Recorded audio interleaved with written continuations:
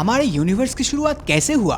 अगर आपको ये बताने में मुश्किल हो रहा है, तब ये सवाल आपको और भी परेशान कर सकता है कि यूनिवर्स के बनने से पहले क्या एग्जिस्ट करता था। अब दुनिया भर के साइंटिस्ट इस सवाल का जवाब ढूंढने में लगे हुए हैं और अब तक उन्होंने इससे जुड़ा जो कुछ भी फाइंड किया है वो वाकई में चौंकाने वाला है। ये मिस्ट्री तब शुरू हुआ जब 20th सेंचुरी में एडविन हबल अपने टेलीस्कोप के जरिए आसमान को देख रहे थे। तब उन्होंने रात के आसमान में कुछ ऐसा देखा जिन्हें लोग अब तक नॉर्मल सा बादल समझ रहे थे, लेकिन वो असल में गैलेक्सीज था और वो मूव कर रहा था, यानी यूनिवर्स लगातार एक्सपैंड हो रहा है। अब अगर कोई चीज एक्सपैंड हो रहा है तब इसका स्टार्टिंग पॉइंट तो कोई जरूर होना चाहिए। महान वैज्ञानिक स्टीफन हॉकिंग ने अपनी book a brief history of time में मेंशन किया, यूनिवर्स का क्रिएशन नथिंगनेस में हुए क्वांटम फ्लक्चुएशन का रिजल्ट है, जिससे आगे चल के इन्फ्लेशन थ्योरी भी सामने आई, जो सुनने में थोड़ा अजीब जरूर लगता है, पर ऐसा कहने वाले सिर्फ स्टीफन हॉकिंग ही नहीं थे, बल्कि आज दुनिया भर के ज्यादातर फिजिसिस्ट भी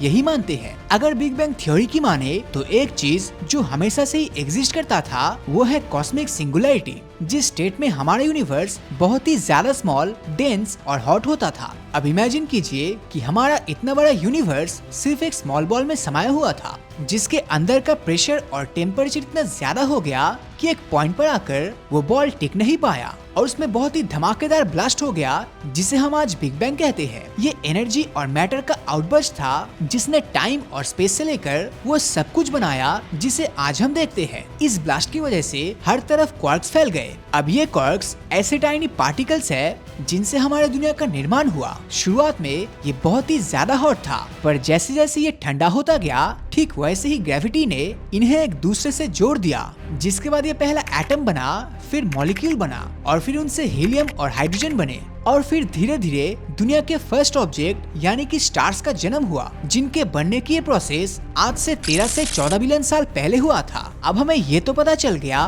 कि हमारे यूनिवर्स की शुरुआत आखिर कैसे हुई थी, लेकिन अब सवाल आता है कि आखिर इस कॉस्मिक सिंगुलैरिटी के भी पहले क्या हुआ करता था। अब अमेरिकन कॉस्मोलॉजिस्ट एलन हार्वी ने अपनी पूरी जिंदगी इसी मिस्ट्री को सॉल्व करने में लगा दिया और जब उन्होंने बिग बैंग के बारे में जाना तब उन्हें इसमें भी कई सारे डिफेक्ट्स देखने को मिले।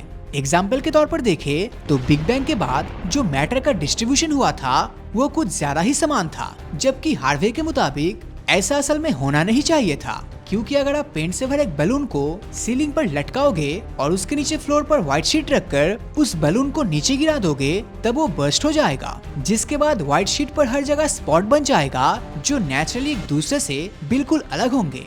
हालांकि जब बात यूनिवर्स की आती है तब उसके साथ ऐसा कुछ भी नहीं हुआ। वेल, इसे समझने के लिए हमें सीलिंग पर कलर बैलून लगाने की जगह ड्राइंग शीट पर एक स्मॉल रेड डॉट बनाना चाहिए, बिल्कुल इस तरह से। अब जरा इसे एक्सपेंड करते हैं और इस दौरान इसके फ्रेम बाय फ्रेम फोटो भी क्लिक करते हैं, जिसके बाद हमें पता चलेगा कि जो डॉट हमने ड्रॉ किया था वो एक सर्कल के रूप में हर डायरेक्शन में इक्वली ग्रो कर रहा है। अब इसी को द थ्योरी ऑफ इन्फ्लेशन कहा जाता है, जिसकी खोज एलन हार्वे ने करा था। अब ये थ्योरी कहता है कि बिग बैंग से पहले भी कोई तो ऐसा फोर्स था जिसने बिग बैंग को स्ट्रॉन्ग एक्सेलरेशन दिया था, जिससे वो स्पेस में सब कुछ तुरंत और इक्वल रूप से डिस्ट्रीब्यूट कर सके। अब एलन की थ्योरी को एक सक्सेस माना जाता है, मगर तब भी कई सारे साइंटिस्ट इस थ्योरी को लेकर भी सवाल उठाते हैं।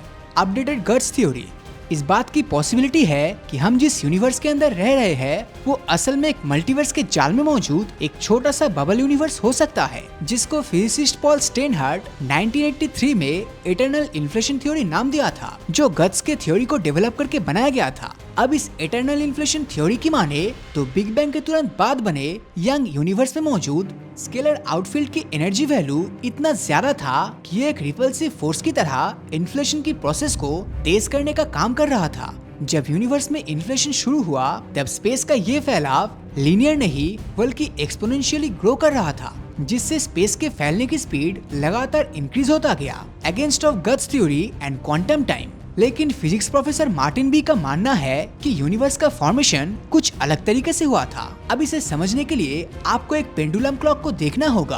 अब पेंडुलम क्लॉक का पेंडुलम लगातार आगे और पीछे मूव करता है, जिसका मूवमेंट स्मूथ और नॉन स्टॉप होता है। कुछ इसी तरह से अगर हम टाइम को भी देखें तो हमें दिखाई देगा कि टाइम फ्लो तो करता है पर कभी रुकता नहीं।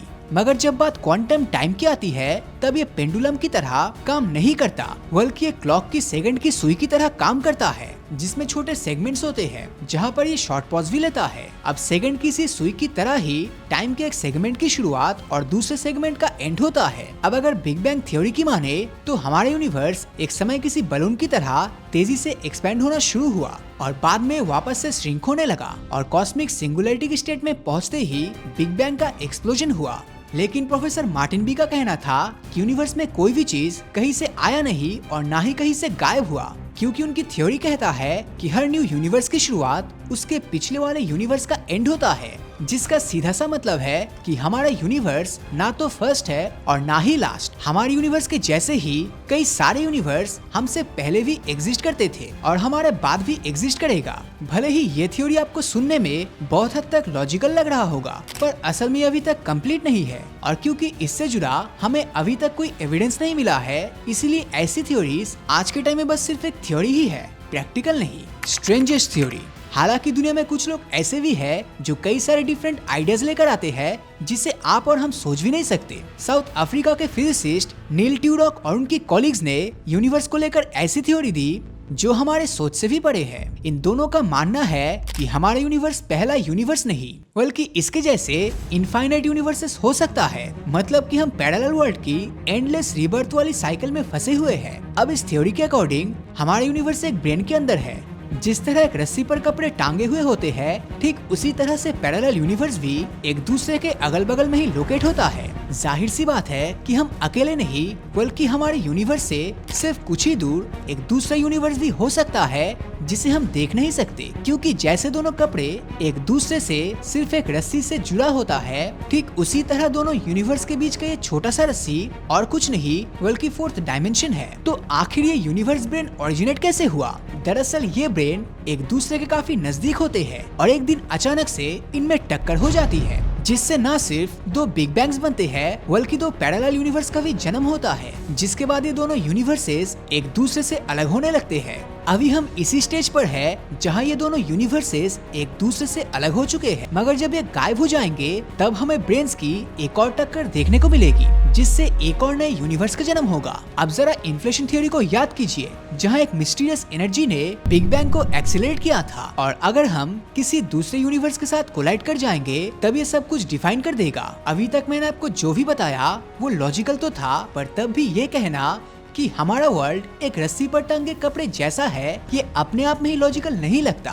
मगर सच तो ये है कि रस्सी वाले कपड़े का ये आइडिया स्ट्रिंग थ्योरी और एम थ्योरी पर बेस्ड है, जिनको क्वांटम मैकेनिक्स के अंदर एक बड़ा माइलस्टोन माना जाता है, जो अगर सही साबित हुआ तब इनसे हमारे यूनिवर्स में मौजूद हर एक चीज का सटीक एक्सप्लेनेशन मिल जाएगा। अब एक थ्योरी को क्रिएट करना अपने आप में एक बड़ा प्रोसेस है और नील ट्यूरॉक और उनके कॉलीग्स ने अपने थ्योरी के लिए न सिर्फ बहुत सारे कैलकुलेशंस करे बल्कि बहुत सारी नॉन वर्किंग थ्योरीज को भी गलत साबित किया। इसके साथ ही अपनी थ्योरी को एक्सेप्टेबल बनाने के लिए उन्होंने ह्यूमन माइंड से भी ऊपर सोचा और एक साथ 11 डायमेंशन में काम किया। खैर, इतनी मेहनत करने के बाद भी उनके इस आइडिया का साइंटिस्टों ने बहुत मजाक उड़ाया, जिसके बाद उनका कहना था कि साइंटिस्ट कुछ और नहीं बल्कि एक आम इंसान ही है जो बदलाव से डरते हैं। हम एक समय पर जिस चीज में बिलीव होता है उस पर ही सवाल खड़े कर देना अपने आप में सही नहीं लगता। अब कुछ साल पहले तक लोग नहीं मानते थे कि धरती गोल है और अब वो बिग बैंग थ्योरी को लेकर नाराज हो जाते हैं।